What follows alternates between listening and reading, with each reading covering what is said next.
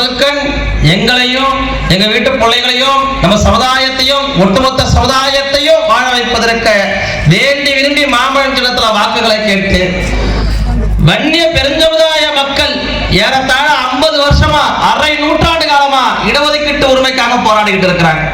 1980ஆம் ஆண்டு வன்னியர் சங்கத்தை ஒருங்கிணைத்து தமிழக போராளி மருத்துவர் ஐயா அவர்கள் சுதந்திர இந்தியாவில் வஞ்சிக்கப்பட்ட ஒரு பெரும்பான்மை சமுதாயத்திற்கான இடஒதுக்கீட்டு உரிமைக்காக களத்தில் இறங்கினார்.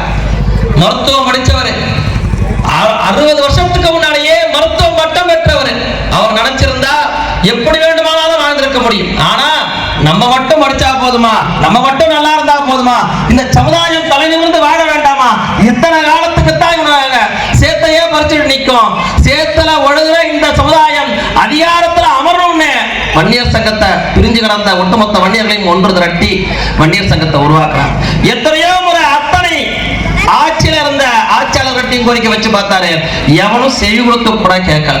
1987ஆம் ஆண்டு இந்த உலகே திரும்பி பார்க்கக்கூடிய வண்ணம் மிகப்பெரிய அளவிற்கான சமூக நீதி போராட்டத்தை நடத்தி 21 பேர், இதெல்லாம் விக்கிரவாண்டி ஒரு புண்ணிய பூமி, 21 பேர் செத்து வழிஞ்சாங்க. மேடையில் இருக்கக்கூடிய எங்க பகுதியை சார்ந்த எங்கள் முன்னணி தலைவர்கள் அத்தனை பேரும் அந்த போராட்டத்தில் கலந்துக்கிட்டாங்க. நாங்கெல்லாம் பிறக்கிறதுக்கு முன்னாடி நடந்த போராட்டம், 21 பேர் செத்தோம். இடஒதுக்கீடு முழுமையா சாத்தியப்பட்டுச்சானா? சாத்தியப்படல. 89ல திமுக ஆட்சிக்கு வருது. ஆட்சிக்கு வந்த திமுகவுடைய ஆட்சி நிலைச்சு நிக்கணும்னா வன்னியர்களுக்கான இடஒதுக்கீடு கொடுத்தாகணும். வன்னியர்கள் கொதித்து போய் இருக்கிறாங்கன்னு திமுகவில் இருந்த வன்னியர்கள் கொடுத்த அழுத்தத்தின் காரணமாக, அப்ப திமுக இருந்த வன்னியர்கள் சூடு சொரண இருந்தாங்க.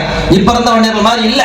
அப்ப இருந்த வன்னியர்கள் கொஞ்சம் சூடு சொரண வெக்கம் மானம் எல்லாம் இருந்ததுனால 87 பெரிய போராட்டம் நடத்திருக்கிறாங்க. 13 வருஷம் வனவாசத்துக்கு பின்பாக இன்னைக்குதான் நம்ம ஆட்சியறையில் உட்கார்ந்து இருக்கிறோம். வன்னியர்களுக்கான இடஒதுக்கீடு கொடுத்தா மிகப்பெரிய போராட்டம் நடக்கும். அந்த போராட்டம் நடந்துச்சுன்னா நம்ம கொள்ளை அடிக்கிறதுக்கு வாய்ப்பு கிடைக்காது, நம்மளுடைய ஆட்சி கிடைக்கமான சூழல் வந்துடும்ன்றதால அன்னைக்கு கலைஞர் கருணாநிதி 20% இடஒதுக்கீடு கொடுத்தார். சரி, 20% இடஒதுக்கீடு கொடுக்கிறாரே, இனிமேட்டு வன்னியர்களாம் வசந்தலாமான்னு பார்த்தா அப்பதான் கலைஞருடைய நயவஞ்சகத்தனம் தெரிஞ்சிச்சு. 108 சாதியை இணைச்சார். 108 சாதியில் அவருடைய இசைவேளாளர் சமுதாயத்தையும் சேர்த்து இணைச்சார். 108 சமுதாயத்தை சேர்த்து விட்டுருக்குறாங்க. எல்லாரும் நல்லா இருங்க, 21 பேர் செத்த வன்னியனா இருக்கட்டும், ஆனா வாழ்றது எல்லா சமுதாயமா இருக்கட்டும் அப்படின்னு. அன்னைக்கே ஐயா, இது அழுகன படையா, இது எதுக்கு எங்களுக்கு கொடுக்குறீங்க? எங்களுக்கு தனியா வன்னியர்களுக்கான இடஒதுக்கீடு கொடுத்துருங்கன்னு கேட்டார். ஆனா கலைஞர் கருணாநிதிக்கு மனசு வரல. எல்லாருக்கும் சேர்த்து 108 சமுதாயத்துக்கும் சேர்த்து ஒரு இடஒதுக்கீடு கொடுத்தார். அன்னையிலிருந்து இன்னைக்கு வரைக்கும் தனி இடஒதுக்கீடுக்காக போராடிட்டு இருக்கிறோம். அன்னையிலிருந்து இன்னைக்கு வரைக்கும் அவருடைய பிள்ளையே இன்னைக்கு முதலமைச்சர் ஆயிட்டார். அவருடைய பிள்ளை இன்னைக்கு முதலமைச்சர் ஆயிட்டாரு. அவருடைய பேரை இன்னைக்கு அமைச்சர் ஆயிட்டாரு.